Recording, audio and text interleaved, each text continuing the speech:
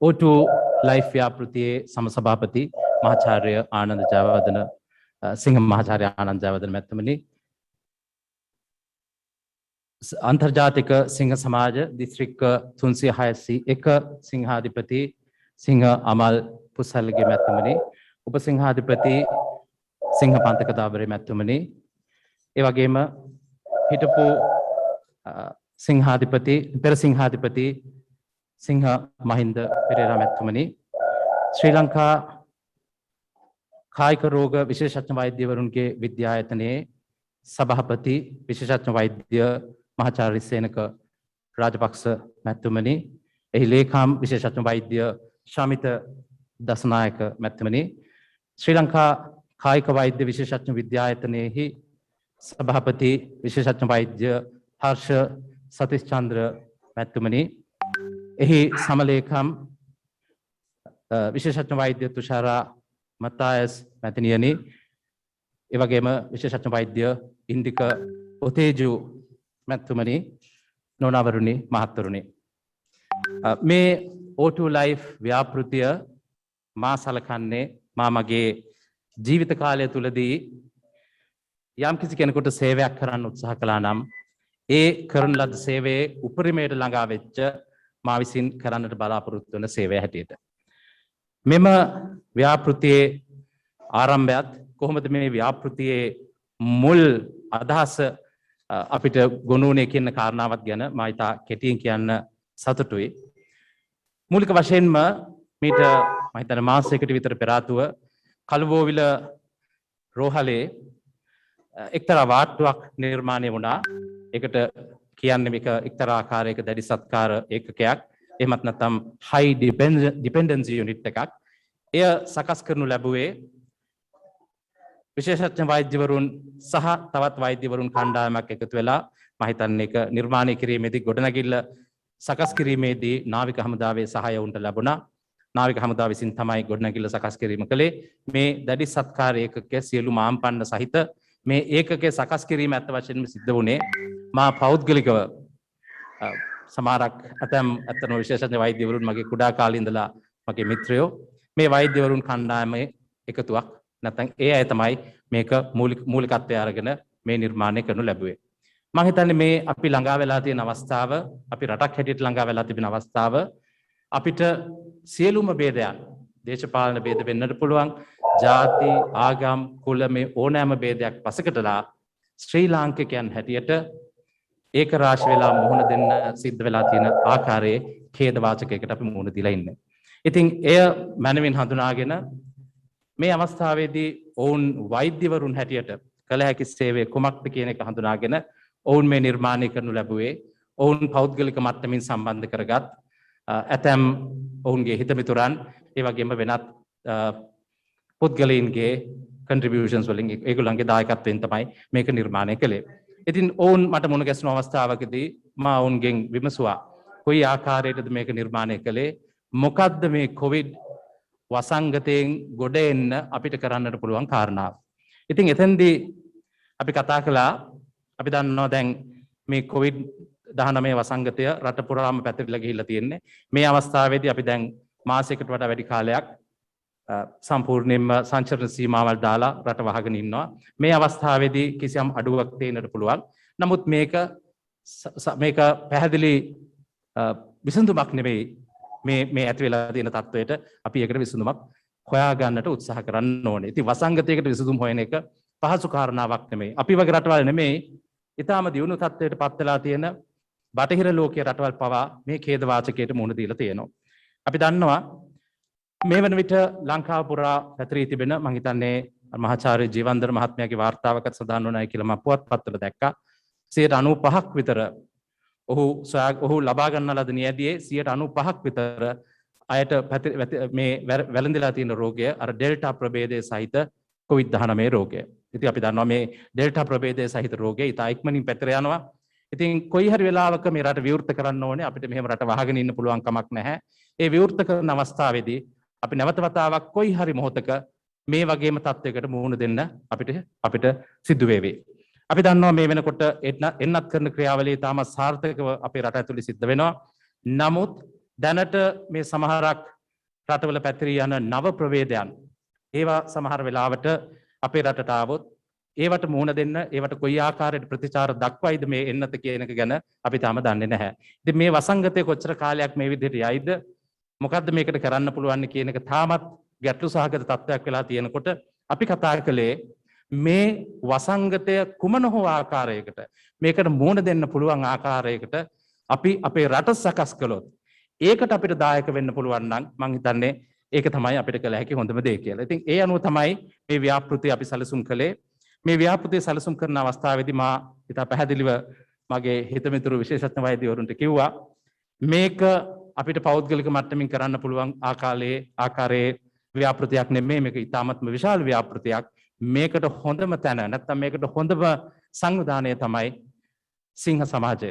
අපි සිංහ සමාජය මේකට සම්බන්ධ කරගමු කියලා. ඒ අනුව අපි සිංහ සමාජය සම්බන්ධ කරගත්තා. අපි දන්නවා ඔබ දන්නවත් ඇති සිංහ සමාජය කියන්නේ 1917 ඉඳලා ලෝකයේ පුරා පැතිරී තිබෙන සංවිධානයක්. මේ වන විට රටවල් 210ක සිංහ සමාජ ක්‍රියාත්මක වෙනවා. ඒ වගේම මේ සිංහ සමාජවල තේමාව නැත්නම් මොටෝ එක වෙලා තියෙන we serve, අපි සේවය කරමු. එතකොට සේවය කිරීම සඳහාම තමයි සිංහ සංවිධානය හැම වෙලාවෙම සූදානම් වෙලා ඉන්නේ. 1945 දී ඔබ දන්නේ නැතුව ඇති එක්සත් ජාතීන්ගේ සංවිධානය නිර්මාණය වෙන අවස්ථාවේදී එක්සත් ජාතීන්ගේ සංවිධානයට ඒකේ සර්විස් ආම් එක නැත්නම් මේ සේවා සංවිධාන බිහි කිරීම සඳහා ඒවා නිර්මාණය කිරීම සඳහා ඒවා ගොඩනැගීම සඳහා උපකාර වුණේ සිංහ සමාජය.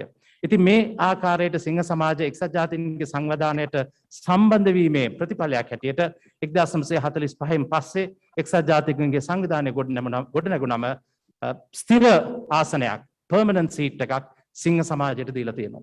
ඉතින් එතකොට මෙවැනි ගෞරවයට ආදරයට පාත්‍ර වෙච්ච සංවිධානයක් එක්ක මේක ඉදිරියට ගෙන යමුයි කියන මගේ යෝජනාව පිළි අරගෙන අපි ඒ අනුව මේ යෝජනාව ඉදිරිපත් කළා. මමත් ඒ වගේම මහාචාර්ය ආනන්ද ජයවර්ධනත් සමාජිකත්වයේ දරන තලංගම දකුණ සිංහ සමාජයට අපි ඉදිරිපත් කළාම ඒ සිංහ සමාජයේ ඒකමතික තීරණය වුණේ සිංහ දිස්ත්‍රික්කයට 306 100ක දිස්ත්‍රික්කයෙන් මගින් මේක ක්‍රියාත්මක කළ යුතු බවයි. ඉතින් ඒ අනුව තමයි අපි මේක සිංහ සංවිධානයත් එක්ක සිංහ සමාජයත් එක්ක සම්බන්ධ කරගත්තේ.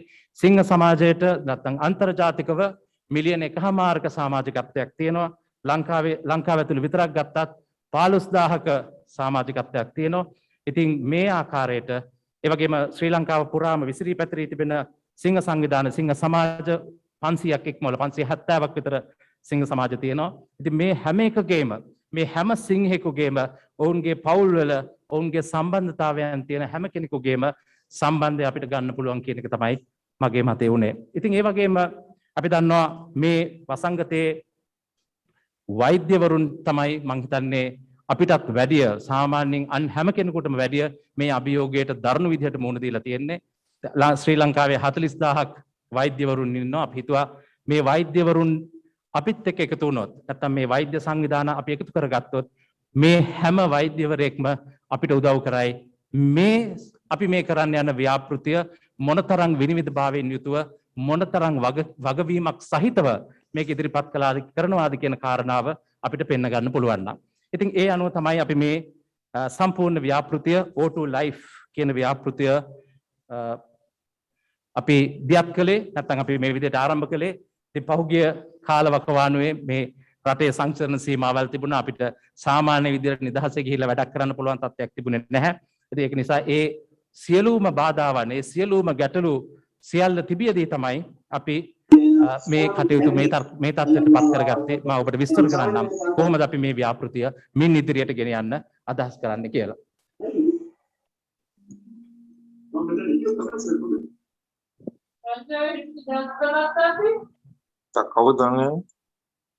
ඔබ මේ දකින්නේ මේ තිරේ O2 Life ව්‍යාපෘතිය නිල ලාංඡනය.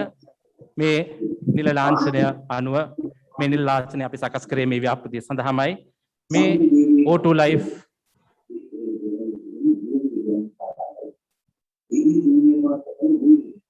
මේ O2 Life ව්‍යාපෘතිය ආරම්භ කරන අවස්ථාව අවස්ථාවේදී මම මුලින් කිව්වා වගේ අපි සිංහ සමාජයත් එක්ක සම්බන්ධ වුණා නැත්නම් සිංහ සමාජ ව්‍යාපාරයත් එක්ක සම්බන්ධ වුණා. ඒ වෙනකොටත් මම හිතන්නේ අපේ සිංහාධිපතිතුමා කිව්වා වගේම 1000 hopes කියන ව්‍යාපෘතිය 1000 hopes සිංහ ව්‍යාපෘතිය දියත් කරලා තිබුණේ. එතකොට ඒකත් එක්ක සම්බන්ධ වෙලා මේ තේමාව යටතේ නැත්නම් bed to breath කියන තේමාව යටතේ මේ ව්‍යාපෘතිය ඉදිරියට ගෙනියන්න තමයි අපි සංවිධානය වුණේ. එතකොට මේ ව්‍යාපෘතියේදී මූලික වශයෙන් අපිට අවශ්‍ය වුණා වෛද්‍යවරුන්ගේ සංවිධාන අපිත් එක්ක එකතු කරගන්න. ඒ අනුව අපි එකතු කරගත්තා ශ්‍රී ලංකා කායික රෝග විශේෂඥ වෛද්‍යවරුන්ගේ විද්‍යායතනයත් ඒ වගේම ශ්‍රී ලංකා කායික වෛද්‍ය විශේෂඥ විද්‍යායතනයත්. මේ ශ්‍රී ලංකා කායික වෛද්‍ය විශේෂඥ විද්‍යායතනයේ සමාජිකයන් ශ්‍රී ලංකා කායික රෝග විශේෂඥ වෛද්‍යවරුන්ගේ විද්‍යායතනයේ සමාජිකයෝ ශ්‍රී ලංකා කායික වෛද්‍ය විශේෂඥ විද්‍යායතනයේ සමාජිකයන් මේ සංවිධාන දෙකේම විශේෂඥ වෛද්‍යවරුන්ගේ සංවිධාන මේ විශේෂඥ වෛද්‍යවරුන් තමයි 191ක් ශ්‍රී ලංකාව පුරා විසිරී පැතිරී තිබෙන 191ක් COVID-19 රෝගයට ප්‍රතිකාර කරන රෝහල් වල ඒ COVID-19 රෝගයෙන් පීඩා විඳින රෝගීන් බහරව කටයුතු කරන්න. ඉතින් ඒ නිසා මේ සංවිධාන දෙකත් එක්ක අපි එකතු වුණා. මා සඳහන් කරන්න කැමතියි මේ සංවිධාන දෙක මම දන්නවා මේ විශේෂඥ වෛද්‍යවරුන්ට ඊටාම වැඩ අධික රාජකාරී අධික කාලයක් මේක. ඒ මොන තත්ත්වයේ තිබුණත් මේ අද අපිත් එක්ක මේ එකතු වෙලා ඉන්න මේ නිලධාරි මණ්ඩලය සෑම අවස්ථාවකදීම අපිව මුණ ගැහෙන්න නැත්නම් අපිත් එක්ක කතා බහ කරන්න Zoom තාක්ෂණය ඔස්සේ රැස්වීම් සංවිධානය කරන්න අපිට උපරිම සහයෝගය දුන්නා. ඔවුන්ගේ සහයෝගයත් එක්ක තමයි මේ ව්‍යාපෘතිය මේ තරම් සාර්ථකව කරගන්න පුළුවන් පදනමක් අපිට ගොඩනගා ගන්න පුළුවන් වුණේ. ඉතින් ඒත් එක්කම අපි ඊළඟට කතා කළේ ශ්‍රී ලංකා විද්‍යුත් විකාශකයන්ගේ සංගමය කියන්නේ ලංකාවේ තිබෙන සියලුම ඉලෙක්ට්‍රොනික මාධ්‍ය ගුවන් විදුලි හෝ රූපවාහිනී සියලුම මාධ්‍ය ආයතන ශ්‍රී ලංකා විද්‍යුත් විකාශකයන්ගේ සංගමේ සමාජිකයෝ මා පෞද්ගලිකව ඒ සංගමේ දන්නවා. ඉතින් මම ඒ සංගමයට කතා කරපුවාම මම හිතන්නේ ඕන අවබෝධ කරගත්ත මේ ව්‍යාපෘතියේ වැදගත්කම අපිට යම් යම් බාධාවල් අතරමඟදී ඇති වුණා. ඒ වුණත් මේ ශ්‍රී ලංකා විද්‍යුත් විකාශකයන්ගේ සංගමය එක්ක හෙලාම ප්‍රකාශ කළා ඔවුන් මේකට අපිට අවශ්‍ය සියලු සහයෝගය ඔවුන්ට ලබා දිය හැකි බව. ඒ අනුව තමයි අපි ඔවුන්වත් එකතු කරගත්තේ. ඒත් එක්කම අපි වෘත්තීය වෙබ් මාධ්‍යවේදීන්ගේ සංගමයට ආරාධනා කළා අපිත් එක්ක එකතු වෙන්න කියලා. මොකද අපිට වෙබ් මාධ්‍ය ඔස්සේ මේ ව්‍යාපෘතිය මහ ජනතාව අතරට පොදු ජනතාව අතරට ගෙනියන්න අවශ්‍යතාවයක් තියෙන නිසා. ඒ ආකාරයට මේ සංවිධාන සියල්ලම එකතු කරගත්තට පස්සේ මේ ආයතන ඊළඟට අපිට අවශ්‍යතාවය තිබුණේ වෙබ් අඩවියක් නිර්මාණය කරගන්න. එතකොට අපි මේකට ඒ වෙනකොට නම දාලා තිබුණේ O2 Life. ඒ අනුව අපි www.o2life.lk කියන වෙබ් අඩවි නාමය ලබා ගත්තා. මේ වෙබ් අඩවි නාමයත් එක්ක අපි දැනට මේ වෙබ් අඩවිය සකස් කරලා තියෙනවා. මේ වෙබ් අඩවිය ඇත්තටම සකස් කිරීම ඒ වගේ මේක පවත්වාගෙන යාම සාමාන්‍යයෙන් අධික මුදලක් වැය වෙන කාර්යයක්. මොකද මේ වෙබ් අඩවිය යම් සුවිශේෂිත දේවල් එක්ක තියෙන වෙබ් අඩවියක්. මේ කාර්යයට මොන කොපමණ මුදලක් ගත වුණත් නැත්නම් වැය වුණත් අපිට ඇත්ත වශයෙන්ම SLT campus ශ්‍රී ලංකා ටෙලිකොම් ආයතනයට අනුබද්ධිත අධ්‍යාපනික ආයතනයක්. SLT campus ආයතනය නොමිලේ මේ සියලුම සේවාවන් ලබා දෙන්න එකඟ වුණා. මේක තමයි මේ ව්‍යාපෘතියේ සුවිශේෂත්වය. මේ ව්‍යාපෘතිය අපි කරන්නේ කොහොමද? ඇත්ත වශයෙන්ම මේ ව්‍යාපෘතිය ඉදිරියට ගෙනියන ආකාරය ගැනත් මේකේ අපේ වගවීම සම්බන්ධයෙන් විනිවිදභාවය සම්බන්ධයෙන් අපි ගෙන තියෙන පියවර ගැනත් මගේ සමසභාපති මහාචාර්ය ජයවර්ධන මහත්මයා විස්තර කරයි. මේ සියලු කාරණාවල් අපි ප්‍රකාශ කරපු හැම අවස්ථාවකදීම සිංහ සමාජ විතරක් නෙමෙයි අනිත් සියලු සමාගම් සියලු සංවිධාන අපිත් එක්ක අත්වල බැඳගත්තා. සියලු වෘත්තිකයන් අපිත් එක්ක අත්වල බැඳගත්තා. ඒ හැම කෙනෙක්ම අපිත් එක්ක එකතු වෙයි. මම අත්ත වශයෙන්ම බලාපොරොත්තු වෙමින් ඉන්නවා ශ්‍රී ලංකා වෘත්තිකයන්ගේ විද්වත් වෘත්තිකයන්ගේ සංවිධානයටත් අපිත් එක්ක එකතු වෙන්න කියලා ආරාධනය කරන්න. නමුත් මේ දවස්වල අපිට මේ තිබිච්ච තත්ත්වෙත් එක්ක මට ඒ කාරණාව කරගන්න හැකියාවක් ලැබුණේ නැහැ. මම බලාපොරොත්තු වෙනවා ඉදිරියේදී ශ්‍රී ලංකා විද්වත් වෘත්තිකයන්ගේ සංවිධානයත් අපිත් එක්ක අත්වල බැඳගනි මේ ව්‍යාපෘතිය සාර්ථක කරලා අපිට නිදහසේ ජීවත් වෙන්න පුළුවන් ආකාරයේ රටක් මේ රට තුල නිර්මාණය කරගන්න. මේ ව්‍යාපෘතිය මා මුලින් සඳහන් කරපු ආකාරයටම ජාතික රෝහල, ඒ වගේම ශික්ෂණ රෝහල් 18ක්, පළාත් රෝහල් 2ක්, දිස්ත්‍රික් රෝහල් 19ක්, ඒ වගේම බේස් හොස්පිටල්ස් නැත්නම් දිසා රෝහල් AB ඒ වශයෙන් තියෙන මේ 191ක් රෝහල් වල මේ වන විට COVID-19 රෝගයට ප්‍රතිකාර කරනවා. මුල් අවස්ථාවේදී COVID-19 රෝගයට ප්‍රතිකාර කිරීමට සුවිශේෂ මධ්‍යස්ථානය සකස් කරා. ඒ මධ්‍යස්ථානත් මේ 191 ඇතුලේ තියෙනවා.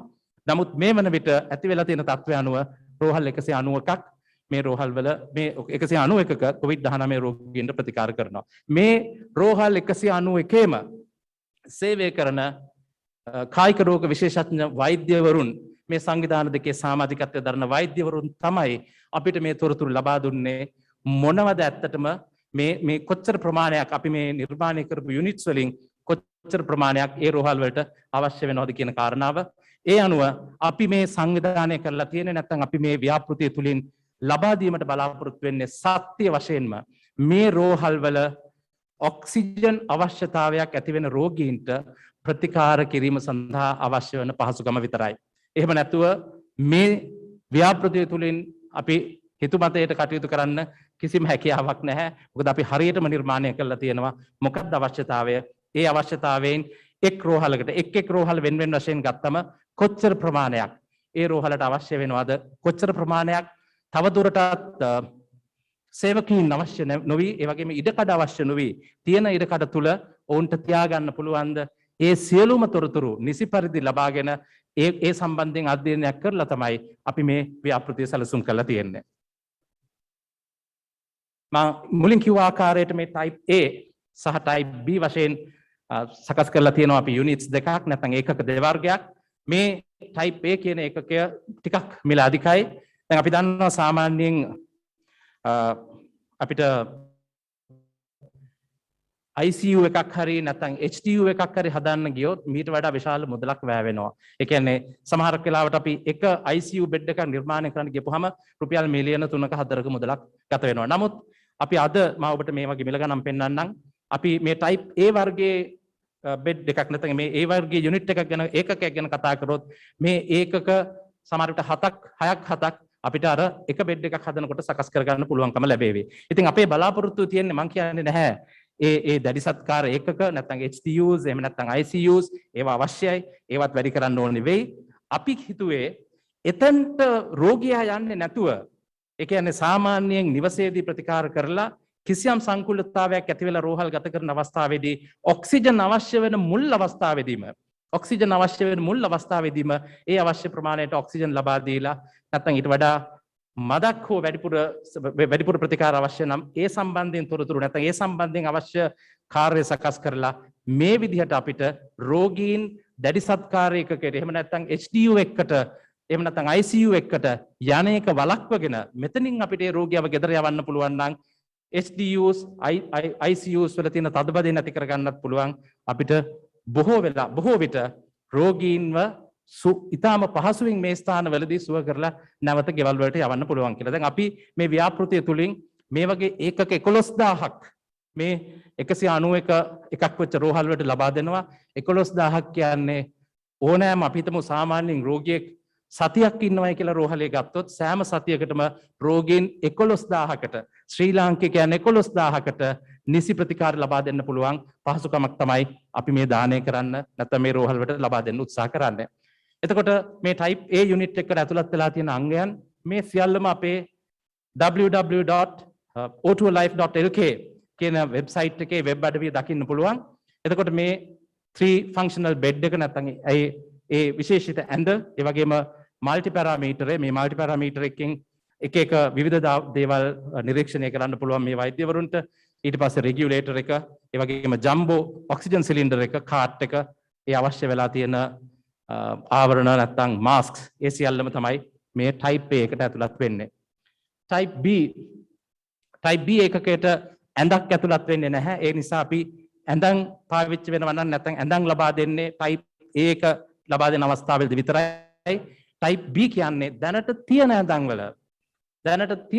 වල head raiser එක නැත්නම් හිස ඉහළට දක්වන්න තබා ගන්න පුළුවන් පහසුකමක් සහ මේ පල්ස් ඔක්සිමීටර් එක කියන්නේ සාමාන්‍යයෙන් නිවෙස් වලත් පාවිච්චි කරන උපකරණයක් සහ මේ ඔක්සිජන් ලබා දීමේ පහසුකම තමයි අපි මේකෙන් වැඩි කරන්න බලාපොරොත්තු වෙන්නේ.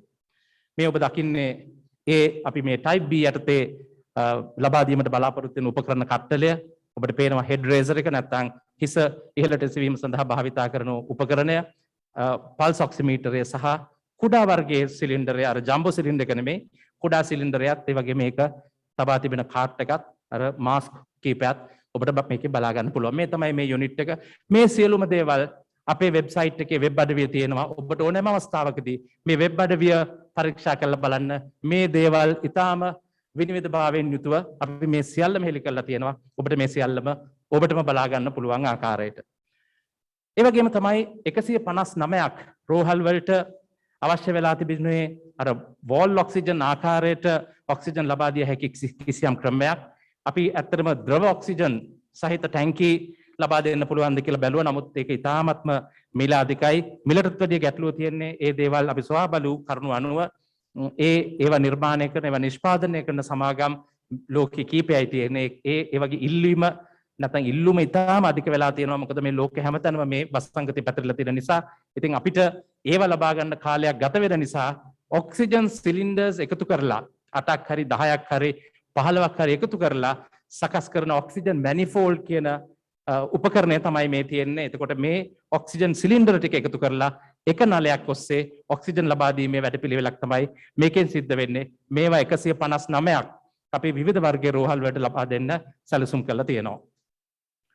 එතකොට මේ වැඩපිළිවෙල යටතේ නැත්නම් මේ O2 life ව්‍යාපෘති යටතේ type A වර්ගයේ ඒ කියන්නේ අර ඇඳ සහිත ඒකක 3102කුත් ඇඳ රහිත ඒකක 7870කුත් අපි දෙන්න බලාපොරොත්තු වෙනවා. ඒ වගේම ඔක්සිජන් මැනිෆෝල්ඩ්ස් 150ක් ලබා දෙන්න බලාපොරොත්තු වෙනවා. ඒ උපකරණ සම්බන්ධයෙන් ප්‍රමාණය තමයි මේක දක්වලා තියෙන්නේ. මේ සියලු විස්තරත් ඔබට වෙබ් අඩවියෙන් බලා ගන්න පුළුවන්. එතකොට අපි මේ යුනිට් කොස්ට් එක නැත්නම් එක ඒකකක මිල ගණනය කිරීමක් කළා.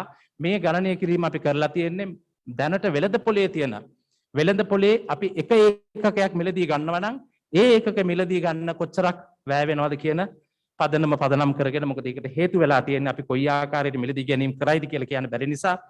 එතකොට ඒ අනුව රුපියල් 4,82,700ක් යනවා ටයිප් A වර්ගයේ ඒකකයකට ටයිප් B වර්ගයේ ඒකකයකට රුපියල් 80,200ක ප්‍රමාණයක් තමයි වැය වෙන්නේ. ඉතින් අපි හිතනවා මේක ඇත්ත වශයෙන්ම අපි සැලසුම් කරලා තියෙන ආකාරයට මිලදී ගැනීම කරොත් මහාචාර්ය ආනන්ද ජයවර්ධන මහත්මයා ඒක පැහැදිලි කරයි.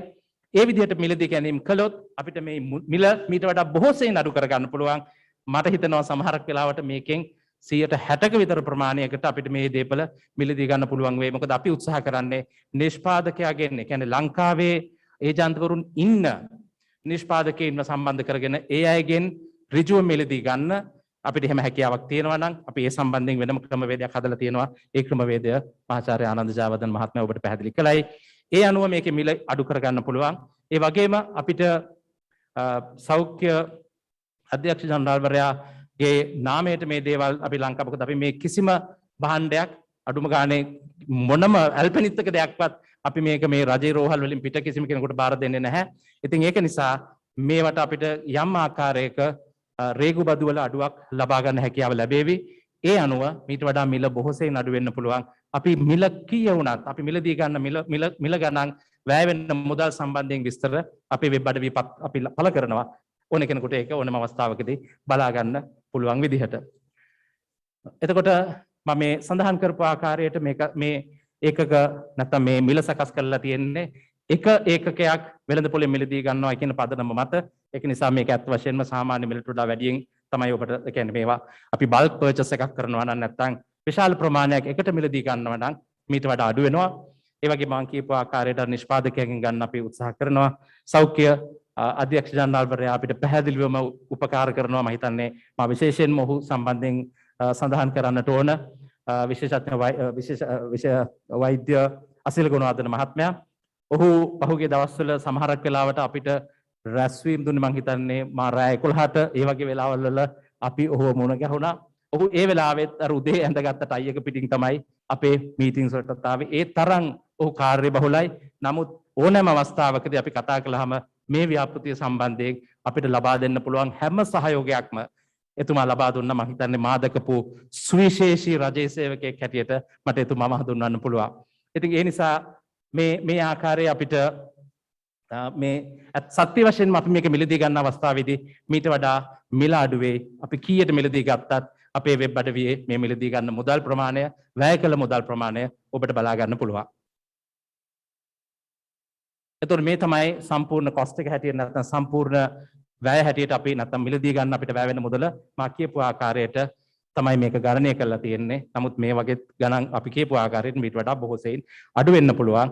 අපි උත්සාහ කරන්නේ මේ ප්‍රමාණය ලබා දීලා මේ ටික ලබා දීලා අපිට තවත් හැකියාවක් තිබෙනවා නම් තවත් ශ්‍රී ලංකාවේ රෝහල් මීටත් වඩා අපි හිතමු දැඩි සත්කාර එකක හෝ තවත් හදන්න පුළුවන් නම් අපි ඒකත් කරමු මේ කොරෝනා වෛරසයට මුහුණ දෙන්න පුළුවන් ආකාරයට අපේ රට සූදානම් කරමු කියන එක තමයි අපේ පරමාර්ථය වෙලා තියෙන්නේ. එතකොට මෙතනින් එහාට මම හිතන්නේ මට තවදුරටත් කියන්න තියෙන්නේ මේ ව්‍යාපෘති අපි කරගෙන යනකොට කොයි ආකාරයටද අපි වග වෙන්නේ? ඔබ වැය කරන මුදලට කොයි ආකාරයටද අපි වග කියන්නේ කියන කාරණාව මහාචාර්ය ආනන්ද ජයවර්ධන මහත්මයා පැහැදිලි කරයි. නමුත් මා මේ මගේ විස්තරය නැත්නම් මේ සම්බන්ධයෙන් මේ තොරතුරු ප්‍රකාශ කිරීම අවසන් කරන්න කලින් මා විශේෂයෙන්ම සඳහන් කළ යුතුයි මේ ව්‍යාපෘතිය ආරම්භ කරපු මොහොතේ පටන් අපිට මේ ව්‍යාපෘතිය මේ දක්වා මේ තරම් සාර්ථක ආකාරයට දියත් කරන්න උපකාර කරපු බොහෝ අය ඉන්නවා. ඒ අය සම්බන්ධයෙන් කිසියම් හෝ ආකාරයක සඳහන් කිරීමක් කළ යුතුයි. විශේෂයෙන්ම සිංහ සමාජ පැත්තෙන් අපි කතා කරොත් අපේ සිංහාධිපතිතුමා අමල් පුසල්ගේ මැතිතුමා මම හිතන්නේ එතුමා පුදුමාකාර විදිහට අපිව විශ්වාස කළා. අපි මේක ගෙනිච්චට පස්සේ ඔහු කියන්නේ තලංගම දකුණ සිංහ සමාජයේ ව්‍යාපෘතියක් තලංගම දකුණෙන් තමයි අරගෙන ගියේ. ඔහු මේක දිස්ත්‍රික් ව්‍යාපෘතියක් හැටියට පිළිගත්තා.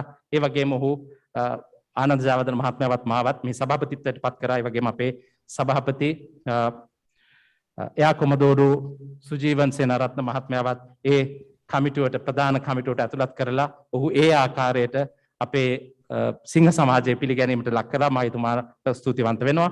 ඒ වගේම අන්තර්ජාතික සිංහ සමාජයේහි හිටපු සභාපති සිංහ මහේන්ද්‍ර අමරසූරිය මහත්මයා ඒ වගේම බහුමණ්ඩලයේ සිංහ බහුමණ්ඩලයේ සභාපති සිංහ ශ්‍රීලාල් ප්‍රනාන්දු මැතිතුමා ඒ වගේම අන්තර්ජාතික සිංහ සමාජයට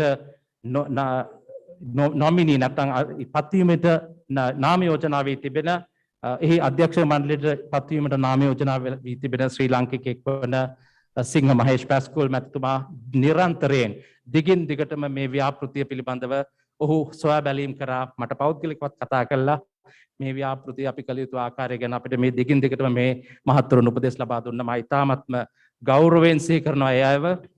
ඊළඟට ඒ වගේම අපේ හිටපු පෙරසිංහාධිපති මහින්ද පෙරේරා මැතිතුමා ඔහු දිගින් දිගටම මාත් සමග මේ ව්‍යාපෘතිය සැලසුම් කිරීමේදී මට කළ හැකි හැම උපකාරයක්ම ලබා දුන්නා. මම ඉතාමත්ම ආදරෙන් ඔහුවත් සිහි කරනවා. ඒ වගේම තමයි අපේ උපසිංහාධිපතිවරුන් දෙදෙනා ගාමිණී කුමාරසිංහ මහත්මයා සිංහ ගාමිණී කුමාරසිංහ වද මෙතන නැහැ. ඔහුට පැමිණීමට නොහැකි බව දැනුම් දුන්නා. ඔහුවත් මා ඉතාමත්ම ආදරෙන් මතක් කරනවා. ඒ වගේම තමයි අපේ දෙවැනි උපසිංහාධිපති සිංහ පන්තක දාබරේ මේ මහත්වරුන්ගෙන් අපිට ලැබුණු දිරිය අපිට ලැබුණු ශක්තිය තමයි මෙච්චර බාධක මැද්දේ නැත්තම් මේ තරම් අමාරු කාලයක් තියෙද්දි මේ ව්‍යාපෘතිය මෙච්චර දුර ගේන්න අපිට හැකියාව ලැබුණේ. ඒ වගේම මම විශේෂයෙන් සඳහන් කරන්න ඕනේ තලංගම දකුණ සිංහ සමාජයේ අධ්‍යක්ෂක මණ්ඩලයත් ඒ වගේම සෑම සමාජිකයෙක්ම මම හිතන්නේ ඉතාමත්ම ආදරයෙන් වැළඳගත් ව්‍යාපෘතියක් මේක. හැම කෙනෙක්ම අපේ පිටිපස්සේ හිටියා. අපි දෙන්නට වුන් ලබා දීපු ශක්තිය මට ඇත්ත වශයෙන්ම කියලා නිම කරන්න බෑ. ඉතින් ඒ වගේ විශේෂයෙන් අපිට උපකාර කරා. ඒ වගේම මම හිතන අද ඊට විශාල මුදලක් වුන් එකතු කරලා තියෙනවා මේ ව්‍යාපෘතියට දායක වෙන්න. මම ඊටාම ආදරයෙන් මතක් කරනවා ඔවුන් නම් මට ලබා දීපු සහයෝගය. ඒ වගේම තමයි කොළඹ සෙන්ටේනියල් සිංහ සමාජය මේ ව්‍යාපෘතිය 360ක දිස්ත්‍රික්කයේ කැබිනට්ටුවට ඉදිරිපත් කරපු මුල් අවස්ථාවේදී මම හිතන්නේ රෑ 9ට විතර ඇති අපේ ව්‍යාපෘතිය කටයුතු නැතේ රැස්වීමේ කටයුතු අවසන් කරනකොට ඊටත් පහුවෙලාද මන්දා.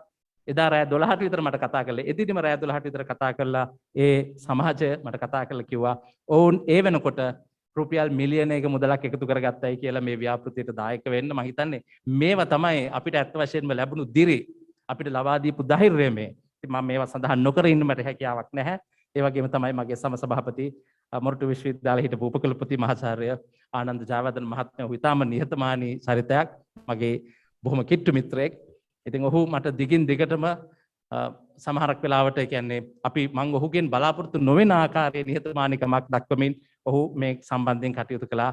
මා ඒ සම්බන්ධයෙන් මගේ ස්තුතිය මේ අවස්ථාවේදී පුද කර සිටිනවා. ඒ වගේම තමයි ශ්‍රී ලංකා කායික රෝග විශේෂඥ වෛද්‍යවරුන්ගේ විද්‍යායතනයේ ගරු සභාපති මහාචාර්ය සේනක රාජපක්ෂ මහත්මයාත් ඒ වගේම එහි ලේකම් මහා මිත්‍ර විශේෂඥ වෛද්‍ය ශමිත දසනායක මහත්මයාත් හැම වෙලාවෙම අපි කතා කරපු හැම වෙලාවකදීම මම හිතන්නේ ඔවුන් අධික ලෙස වැඩ රාජකාරී තියන අය. නමුත් මේ රැස්වීම වලට සහභාගී වීම සඳහා ඔවුන්ගේ කාලය වෙන් කරා. විශේෂයෙන්ම මම සඳහන් කරන්නට ඕනේ ශ්‍රී ලංකා කායික වෛද්‍ය විශේෂඥ විද්‍යායතනයේ සභාපති විශේෂඥ වෛද්‍ය හර්ෂ සතිචන්ද මැතිතුමා. ඔහුත් ඒ වගේ තමයි මම හිතන්නේ ඔහුට මම ඇතිතරම් කරදර කරන්න නැති. ඒ වගේම විශේෂඥ වෛද්‍ය තුෂාර මතායස් මහත්මියටත් විශේෂඥ වෛද්‍ය ඉන්දික බොතේජු සම සභාපතිවරුන් දෙදෙනා මම මේ සියලුම දෙනාට මම හිතන්නේ ඉතා විශාල වශයෙන් කරදර ඇති කරා පහුගිය කාලේ. නමුත් ඔවුන් කිසිම අවස්ථාවක අවම වශයෙන් මොන රාජකාරී තිබුණත් ඔවුන් කොහොම හරි වෙලාව හදාගෙන අපිත් එක්ක සම්බන්ධ වුණා. මම ඒ සියලු දෙනාටම මගේ ආදරය ගෞරවනීය ස්තුතිය මේ අවස්ථාවේදී පුද කර සිටිනවා. ඒ වගේම තමයි සාමාන්‍යයෙන් මේ ව්‍යාපෘතියක් පටන් ගත්තම මට හුඟ තැන්වලින් කිව්වා මේකට අමාත්‍යංශයෙන් අවසර ගන්න, අමාත්‍යංශයෙන් අවසර නැහැ, අවසර ගන්න බෑ. මේ වගේම තමයි මට කිව්වේ. නමුත් මං ඉතාමත්ම ගෞරවයෙන් මතක් කරනවා සෞඛ්‍ය අමාත්‍ය ආචාර්ය කෙහෙලි රමුක්කල්ල මහතාත් ඒ වගේම ලේකම් මුණසිංහ වෛද්‍ය මුණසිංහ මහත්මයා අපේ අසෞඛ්‍ය අධ්‍යක්ෂ ජනරාල් අසේල වෛද්‍ය අසේල ගුණවර්ධන මහත්මයාත් ඔවුන් මේ ව්‍යාපෘතිය ගැන දැනගත්ත මොහොතේ ඉඳලම ඔවුන්ට පුදුමාකාර විශ්වාසයක් අපි ගැන ඇති වුණා. පුදුම විශ්වාසයක් ඔවුන් අපි කෙරෙහි තිබුවා. අපි ඒ විශ්වාසය 100% ඒ ආකාරයටම ආරක්ෂා කරනවා කියන එක මම මේ අවස්ථාවේදී ප්‍රකාශ කරන්න කැමතියි.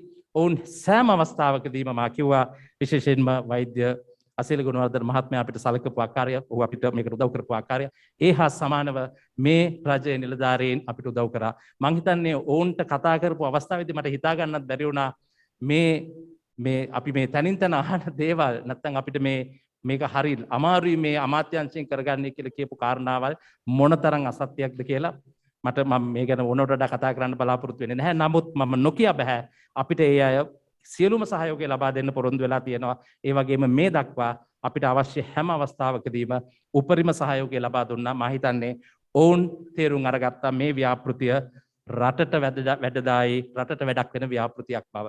ඒ වගේම තමයි SLT කැම්පස් ආයතනයේ නිලධාරීන් මේ මහත්වරු මට නම් වශයෙන් කියන්න හැකියාවක් නැහැ. ඒ වගේම මා මීට පෙර සඳහන් කරපු ශ්‍රී ලංකා විද්‍යුත් විකාශකයන්ගේ සංගමයේ සහ වෘත්තීය වෙබ් මාධ්‍යවේදීන්ගේ සංගමයේ මේ සංවිධාන අත් වශයෙන්ම මාත් එක්ක පෞද්ගලිකව වැඩ කරන සංවිධාන. විශේෂයෙන්ම සඳහන් කරන්න ඕනේ මාධ්‍ය සම්බන්ධයෙන් සඳහන් කරනකොට මාධ්‍ය අමාත්‍යාංශයේ ජනමාධ්‍ය අමාත්‍යාංශයේ ලේකම් ජගත් විජේවීර මහත්මයා ඔහුට මොන රාජකාරිය තිබුණත් අපි Zoom තාක්ෂණය ඔස්සේ තමයි රැස්වීම පැවැත්වුවේ. ඒ රැස්වීම වලට ඔහු කාලය වෙන් කරගත්තා. ඔහු අපිට ඇත්ත වශයෙන්ම උවමනාවටත් වඩා ඔහුට හැකි නැත්නම් අපි කියන්නේ අර out of the way ගිහිල්ලා උවමනාවටත් වඩා එහාට ගිහිල්ලා අපිට උපකාර කළා. ඒ ජනමාධ්‍ය අමාත්‍යාංශය ලබා දිය හැකි සියලුම සහයෝගය අපිට ලබා දුන්නා. ඉතින් අපි මේ වගවීම සම්බන්ධයෙන් තව ස්ලයිඩ්ස් දෙකක් තියෙනවා. ඒ දෙක අපේ මහාචාර්ය ආනන්ද ජාවර්ධන මහත්මයා පැහැදිලි කරයි. ඊට පෙර ආතුව මේ ව්‍යාපෘතිය කවුරුත් වෙනුවෙන් නෙමෙයි. හෙට දිනේ මේ COVID-19 රෝගයට මුහුණ දෙන්නේ ඔබ වෙන්නත් පුළුවන්, මං වෙන්නත් පුළුවන්, අපේ දරුවා, අම්මා, තාත්තා කවුරු හෝ වෙන්න පුළුවන්. ඒ වෙන්නේ කවුද කියන එක අපිට කියන්න බෑ. අපි දැක්ක පහුගිය කාලේ බලය තියෙන මිනිස්සු නැත්තම් ධනය තියෙන මිනිස්සු මේ හැම කෙනෙක්ම ඊටාම අසරණ තත්ත්වයට පත් වුණා. ඉතින් මේ අසරණ තත්ත්වයට පත් වෙන පුද්ගලයා ඊළඟ පුද්ගලයා කවුද කියන්න අපි දන්නේ නැහැ. ඉතින් අපිට කළ හැකි දේ අපි මේ කරන්නේ අපිත් එක්ක එකතු වෙන්න. ඔබ මේකට දායක වන හැම සතයකටම අපි 100% වග කියනවා. අපි 100% වග කියනවා. අපේ විනිවිදභාවය ගැන ඔබට ඉතා පැහැදිලිව බලන්න පුළුවන් මේ වෙබ් අඩවියෙන්. මේ ඔබ මේකට දායක වන එක රුපියලක්වත් මේ කාරණාවෙන් පිටත වෙනත් කිසිදු කාරණාවකට වැය වෙන්නේ නැහැ. ඉතින් ඒ බව ඉතා පැහැදිලිව ප්‍රකාශ කරමින් මා නිහඬ වෙන්නයි බලාපොරොත්තු වෙන්නේ. මා ආරාධනය කරනවා හැම කෙනෙකුටම අපිත් එක්ක එකතු වෙන්න. අපි බලමු මේ ව්‍යාපෘතිය සාර්ථක කරගෙන ඊට පස්සේ අපිට තව මොනවද අපේ රටට කරන්නට පුළුවන් වෙන්නේ කියලා. බොහොම ස්තුතියි.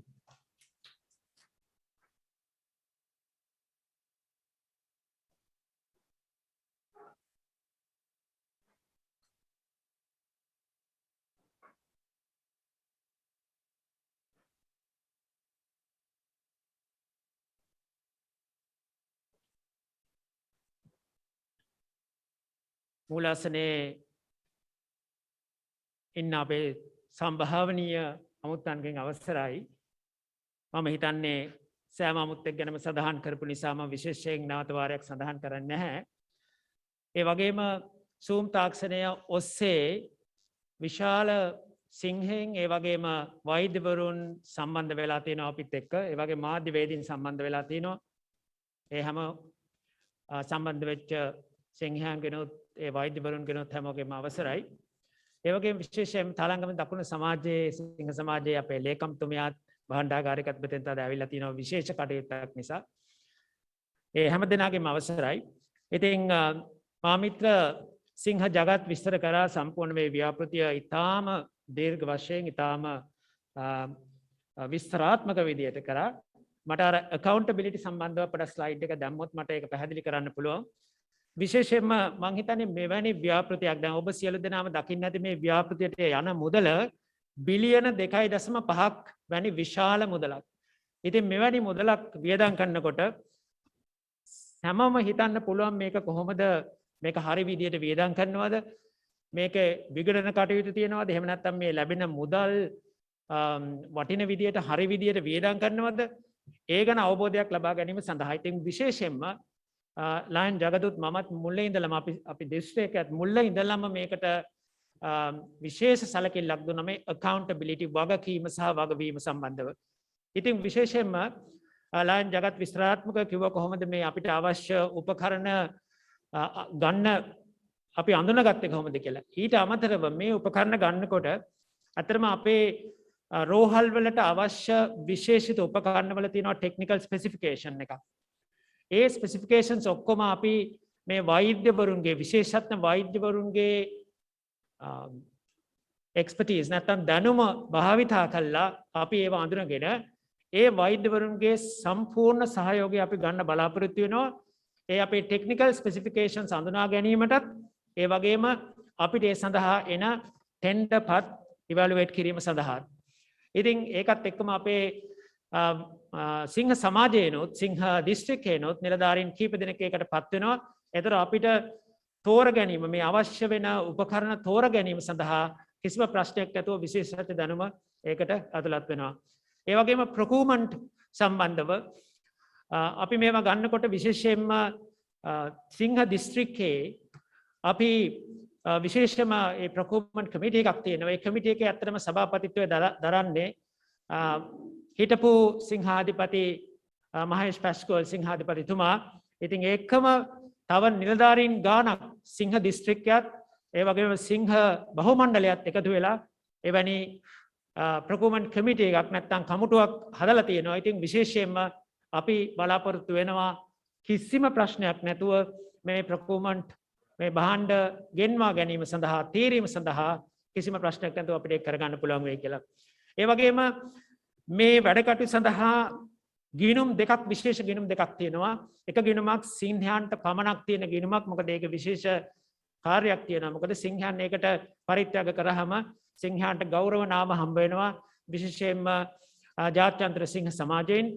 ඒක නිසා ඒක වෙනම ගිණුමකට යන අතරතුර තවත් විශේෂයෙන්ම මේ ව්‍යාපෘතිය සඳහාම ගිණුමක් වෙන් කළා තියෙනවා.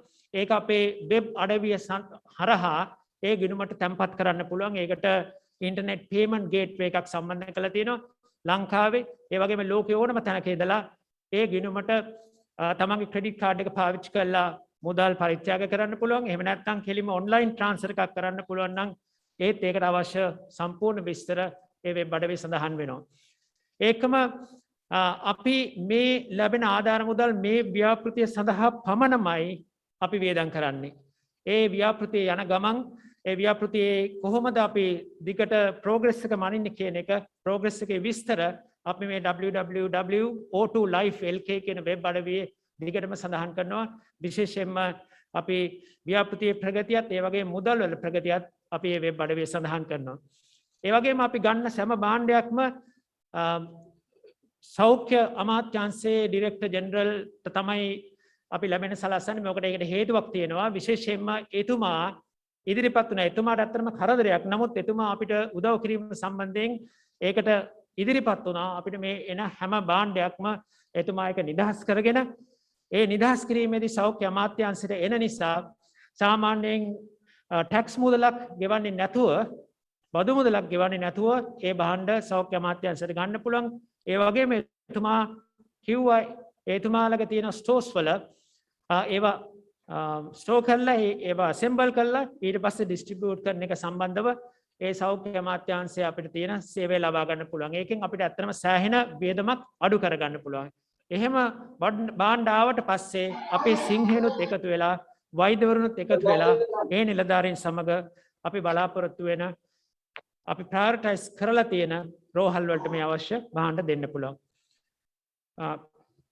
අපි ඊළඟ මේ විදියට කල්පනා කරේ විශේෂයෙන්ම මේකට විගණන කටයුතු සඳහා ඔබ දන්නවා විගණනය මෙවැනි ව්‍යාපෘතික ඉතාම අවශ්‍යයි.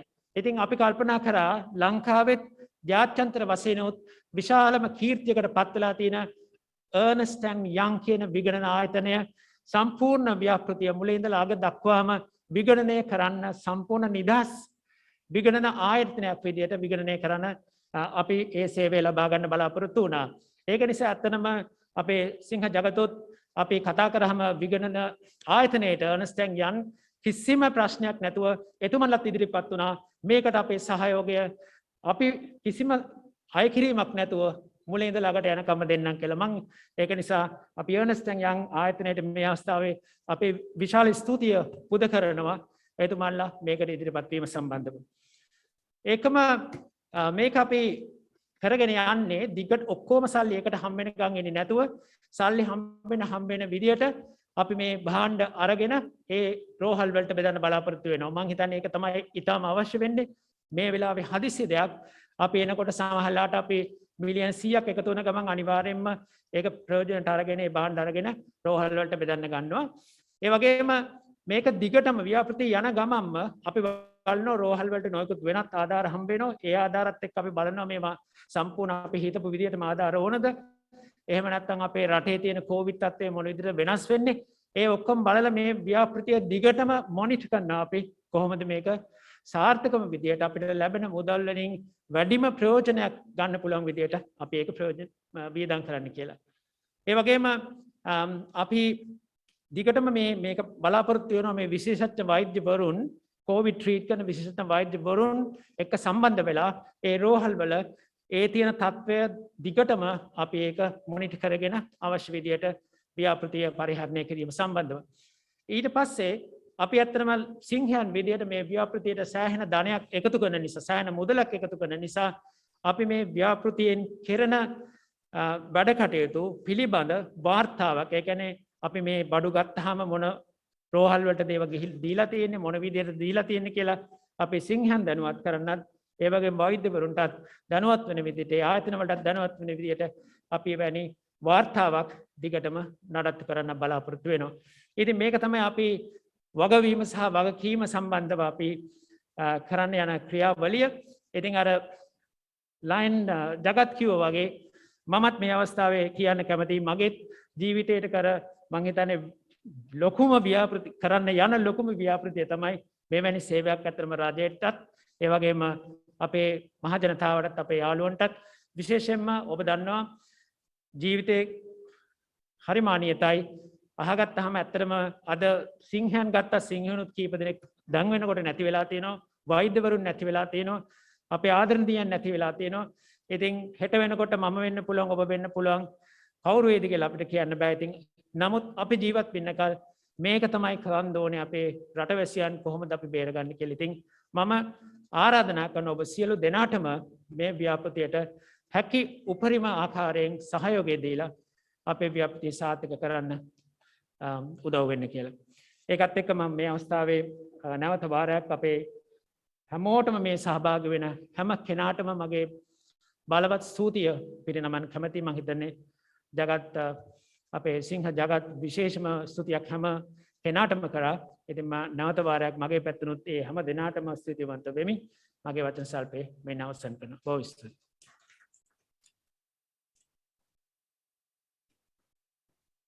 බෙහෙවින්ම ස්තුතියි ඒ දැනුවත් කිරීම පිළිබඳව මෙම ව්‍යාපෘතියේ සම සභාපතිවරුන් ජනාධිපති නීතිඥ ජගත් වික්‍රමනායක මැතිතුමාත් ඒ වගේම මහාචාර්ය ආනන්ද ජයවර්ධන මැතිතුමාත් විසින් සිදු කරනු ලැබුවේ. මීළඟට සුවිශේෂී කටයුත්තකට යොමු වෙන්නටයි අපගේ සූදානමේ තමයි මෙම ව්‍යාපෘතිය වෙනුවෙන්ම සැකසූ වෙබ් පිටුව එළිදැක්වීමේ අවස්ථාවට ඒ සඳහා මම ගෞරවයෙන් ආරාධනා කරනවා දිස්ත්‍රික් සිංහාධිපතිතුමන් ඒ වගේම වෛද්‍ය ආයතන දෙක නියෝජනය කරන විශේෂඥ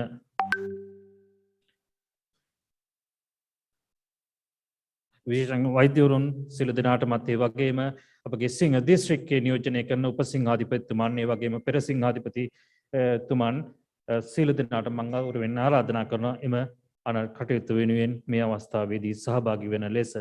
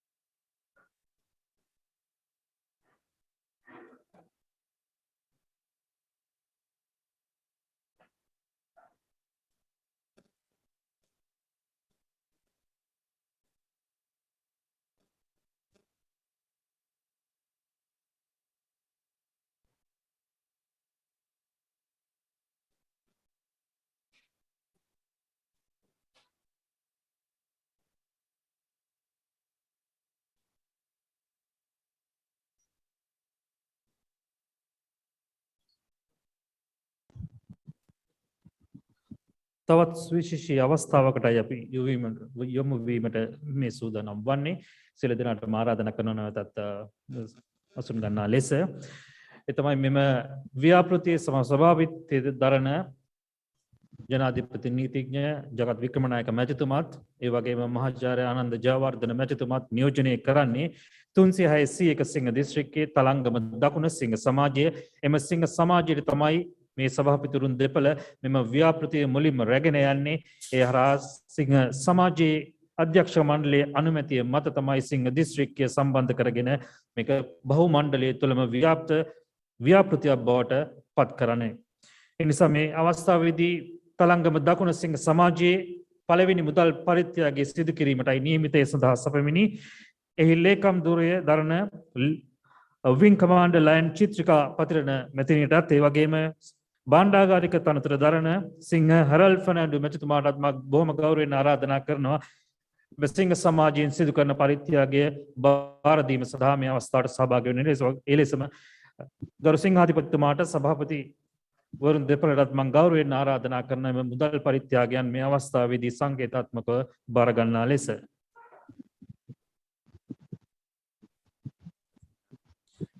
ඒ වගේම උපසිංහාධිපති සිංහ පන්තක දාබරේ මැතිතුමාටත් ඒ වගේම පෙර සිංහාධිපති මහින්ද පෙරේරා මැතිතුමන්ටත් මම බොහොම ගෞරවයෙන් ආරාධනා කරනවා එම පරිත්‍යාගයන් O2 ව්‍යාපෘතිය වෙනුවෙන් බාර ගැනීම සඳහා මේ අවස්ථාවේදී එම මුදල මිලියන 2ක මුදලක් දැවැන්ත මුදලක් එම සිංහ සමාජයේ විසින් මේ අවස්ථාවේදී O2 ව්‍යාපෘතිය වෙනුවෙන් මේ සිදු කරනු ලබන්නේ.